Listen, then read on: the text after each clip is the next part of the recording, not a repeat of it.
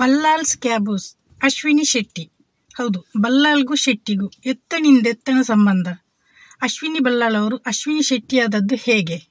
ನಮಗೆ ಅವರು ನಮ್ಮ ಮನೆ ಮಗಳಾಗಿದ್ದಾರೆ. ಇಷ್ಟು ಸಾಕಲ್ವ ಅಶ್ವಿನಿ ಅವರಿಗೆ.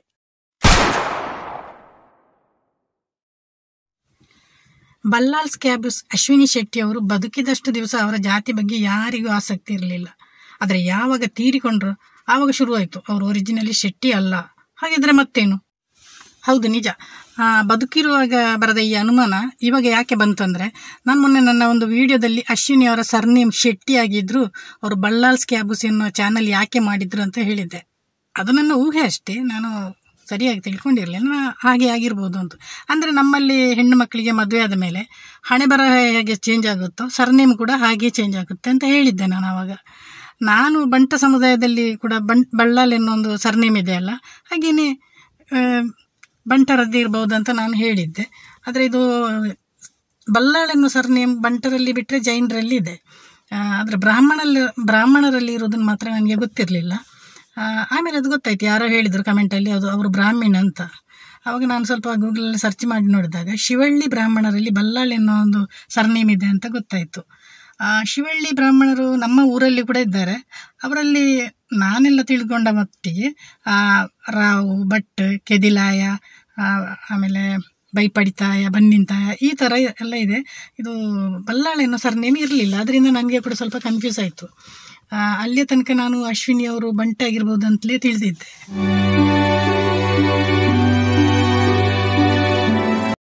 ಶಿವಳ್ಳಿ ಬ್ರಾಹ್ಮಣರು ನಮ್ಮ ಕರಾವಳಿ ಪ್ರದೇಶದಲ್ಲಿ ಹೆಚ್ಚಿರುವುದು. ಅಂದರೆ ಶಿವಳ್ಳಿಯಲ್ಲಿ ಕೂಡ ಎರಡು ವಿಧ ಇದೆಯಂತೆ. ಒಂದು ದ್ವೈತ ಸಿದ್ಧಾಂತ, ಅಂದರೆ ಮಧ್ವಾಚಾರ್ಯರ ಸಿದ್ಧಾಂತ ಪ್ರತಿಪಾದನವರು ಶಿವಳ್ಳಿ ಮಾಧ್ವ ಬ್ರಾಹ್ಮಿಣ್ಸು ಅಂತ. ಇನ್ನೊಂದು ಶಿವಳ್ಳಿ ಸ್ಮಾರ್ತ ಬ್ರಾಹ್ಮಿಣ್ಸು, ಅಂದರೆ ಅದು ಅದ್ವೈತ ಫಿಲಾಸಫಿಯವರು, ಅಂದರೆ ಶಂಕರಾಚಾರ್ಯರದು. ಆದರೆ ಅದ್ವೈತದವ್ರದ್ದು ಸ್ವಲ್ಪ ಕಡಿಮೆ, ನಮ್ಮದು ಜಾಸ್ತಿ ದ್ವೈತ ಸಿದ್ಧಾಂತದವರೇ ಇರೋದು. ಹಾಗೆ ನಮ್ಮ ಅಶ್ವಿನಿಯವರು ಕೂಡ ಶಿವಳ್ಳಿ ಮಾಧ್ವ ಬ್ರಾಹ್ಮಿಣ್ಸ್ ಅಂತ ಹೇಳ್ತಾರೆ.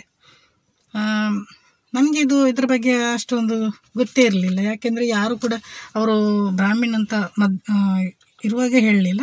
ತೀರಿಕೊಂಡ ಮೇಲೆ ಸ್ವಲ್ಪ ಸ್ವಲ್ಪ ಎಲ್ಲರೂ ಹೇಳ್ತಾ ಬಂದರು.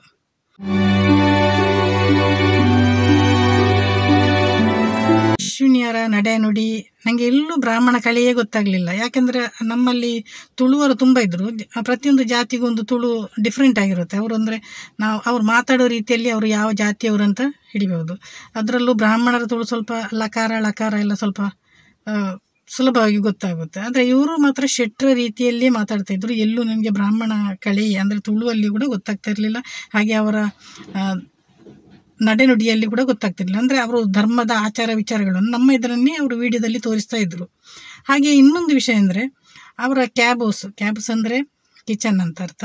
ಅಲ್ಲಿ ನಾನ್ ವೆಜ್ ಅಡುಗೆ ತುಂಬ ಚೆನ್ನಾಗಿ ಮಾಡ್ತಾಯಿದ್ರು. ನಾನ್ ವೆಜ್ಜಲ್ಲಿ ಬ್ರಾಹ್ಮಣರು ಅಂದರೆ ಅವರು ನಾನ್ ವೆಜ್ ಎಲ್ಲ ತಿನ್ನೋದಿಲ್ಲಲ್ಲ, ಅವರಿಗೆ ಮುಟ್ಟೋದಕ್ಕೂ ಅಸಹ್ಯ ಆಗುತ್ತೆ. ಆದರೆ ಇವರು ನೀವೇ ನೋಡಿ ಬೇಕಾದರೆ ಮೀನನ್ನು ಕಟ್ ಮಾಡೋದಿರ್ಬೋದು, ಆಮೇಲೆ ಮೊಟ್ಟೆ, ಚಿಕನ್ನು, ಮಟನ್ನು ಎಲ್ಲವನ್ನು ಮಾಡ್ತಾಯಿದ್ರು. ಆವಾಗ ಕೆಲವರು ಹೇಳಿದರು ಅವರ ಗಂಡ ಮತ್ತು ಮಕ್ಕಳಿಗೆ ಮಾತ್ರ ಅವರು ಮಾಡ್ತಾಯಿದ್ದು, ಅವರು ತಿಂತಾ ಇರಲಿಲ್ಲ ಅಂತ. ಆದರೆ ಇನ್ನು ಕೆಲವರು ಹೇಳ್ತಾಯಿದ್ರು TV ಚಾನಲ್ನಲ್ಲಿ ಅವ್ರು ಮಾಡುವಾಗ ಮಟನನ್ನು ಮಾಡಿ ಅದರ ರುಚಿ ನೋಡ್ತಾಯಿದ್ರು.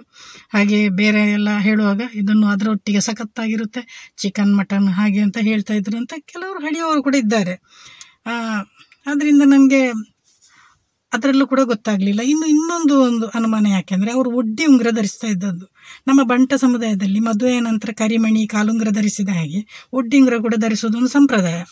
ಅದು ನಮ್ಮ ಇದರಲ್ಲಿ ಮಾತ್ರ, ಮತ್ತು ಪೂಜಾರಿಯವರಲ್ಲಿ ಇದೆ ಅಂತ ಕಾಣುತ್ತೆ. ಇನ್ನು ಯಾರೋ ಬೆಸ್ತರಲ್ಲೂ ಕೂಡ ಇದೆ ಅಂತ, ಮೊಗವೀರರಲ್ಲಿ ಇದೆ ಅಂತ ಹೇಳ್ತಾರೆ.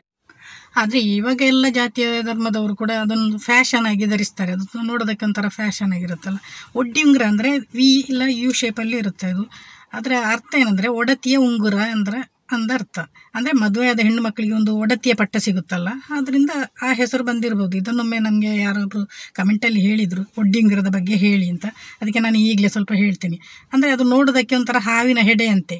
ಯಾಕೆಂದರೆ ಅದು ನಮ್ಮ ತುಳುನಾಡಲ್ಲಿ ನಾವೆಲ್ಲ ನಾಗಾರಾಧಕರಲ್ವ, ನಾಗನನ್ನು ದೇವರಂತ ಪೂಜಿಸುವವರು. ಈ ಕಲಿಯುಗದಲ್ಲಿ ದೇವರು ಧಾರಾವಾಹಿ ಸಿನಿಮಾದಲ್ಲಿ ಬಂದಾಗೆ ಪಟಕ್ ಅಂತ ಪ್ರತ್ಯಕ್ಷ ಆಗೋದಿಲ್ಲ, ಬದಲಾಗಿ ಒಂದು ಹಾವಿನ ರೂಪದಲ್ಲಿ ಕಾಣಿಸ್ತಾರೆ ಅನ್ನೋ ನಂಬಿಕೆ. ನಮಗೂ ಕೂಡ ಅದು ಎಷ್ಟೋ ಸಲ ಅನುಭವ ಕೂಡ ಆಗಿದೆ.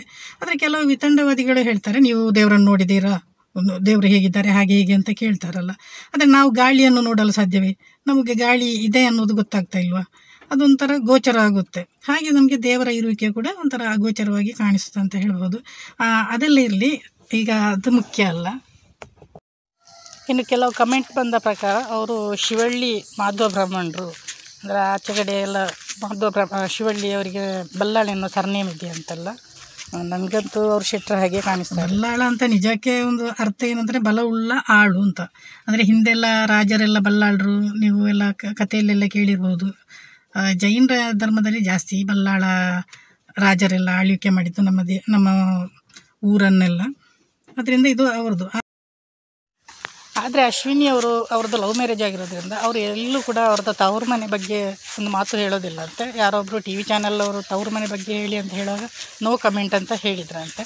ಅದು ಅವ್ರದ್ದು ಏನಾದರೂ ಭಿನ್ನಾಭಿಪ್ರಾಯ ಇರ್ಬೋದು. ಲವ್ ಮ್ಯಾರೇಜು ಅಂದರೆ ಕೆಲವೊಂದು ಕಡೆ ಅಷ್ಟಾಗಿ ಇಷ್ಟ ಇರೋದಿಲ್ಲ, ಹಾಗಿರ್ಬೋದು. ಹಾಗೆ ಸೇಮ್ ಕಾಸ್ಟಲ್ಲಿ ಕೂಡ ಆ ಥರ ಆಗೋದು ಇದೆ. ಬಟ್ಟೆ ಆಗಬೇಕಂತೇನಿಲ್ಲ. ಹಾಗೆ ಆದರೆ ಅವ್ರದ್ದೊಂದು ಜಾತಿ ಪ್ರೇಮ ಅಂದರೆ ಸರ್ನೇಮ್ ಇರ್ಬೋದು. ಬಲ್ಲಾಲ್ ಎನ್ನುವ ಒಂದು ಹೆಸರನ್ನೇ ಅವರ ಚಾನಲ್ಗೆ ಇಟ್ಟಿರ್ಬೋದು.